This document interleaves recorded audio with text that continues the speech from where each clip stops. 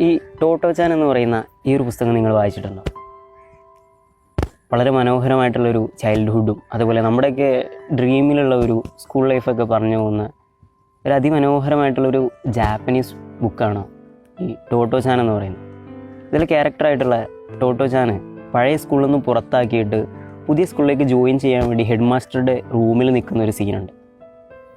Head master ടോട്ടോ ചാനോട് തനിക്ക് ഇഷ്ടപ്പെട്ടത് എന്തും പറയാമെന്ന് പറയുമ്പോൾ ടോട്ടോ ചാൻ ആ കുഞ്ഞു മനസ്സിൽ തോന്നുന്ന കാര്യങ്ങളെല്ലാം അവിടെ ഹെഡ് മാസ്റ്ററോട് പറയുകയാണ്. അപ്പോൾ ഒരു കോട്ടുവ പോലും ഇടാതെ മണിക്കൂറുകളോളം ഒന്നും മിണ്ടാതെ ഈ ഹെഡ് മാസ്റ്റർ അത് കേട്ടിരിക്കുന്ന ഒരു അതിമനോഹരമായ ഒരു രംഗമാണത്. അത് കഴിഞ്ഞിട്ട് ടോട്ടോ ചാന് തോന്നിയത് എന്താണെന്ന് പുസ്തകത്തിൽ ഇങ്ങനെയാണ് പറയുന്നത്. ജീവിതത്തിൽ ആദ്യമായി ശരിക്കും തനിക്കിഷ്ടപ്പെട്ട ഒരു മനുഷ്യനെ കാണുന്നുവെന്ന് ആ നിമിഷത്തിൽ ടോട്ടോ ചാന് തോന്നി. കൊച്ചു ടോട്ടോ ചിലച്ചുകൊണ്ടിരിക്കുന്നതിനിടയിൽ ഒരിക്കൽ പോലും മാസ്റ്റർ കൂട്ടുവായിടുകയോ അശ്രദ്ധനായിരിക്കുകയോ ചെയ്തില്ല. അവൾ പറഞ്ഞ കാര്യങ്ങളിൽ അവൾക്കൊപ്പം താല്പര്യമുള്ള മാസ്റ്റർ. അവളുടെ കൊച്ചു ജീവിതത്തിൽ ഇതിൽ പരം എന്ത് സന്തോഷം തോന്നാൻ. അവളുടെ വിശേഷങ്ങൾ കേൾക്കാൻ മറ്റാരും ഇത്രയും മിനക്കെട്ടിട്ടില്ലല്ലോ. ആ ഒരു അവസാനത്തെ വാചകമാണ് എന്നെ വളരെയധികം സ്പർശിച്ചത്.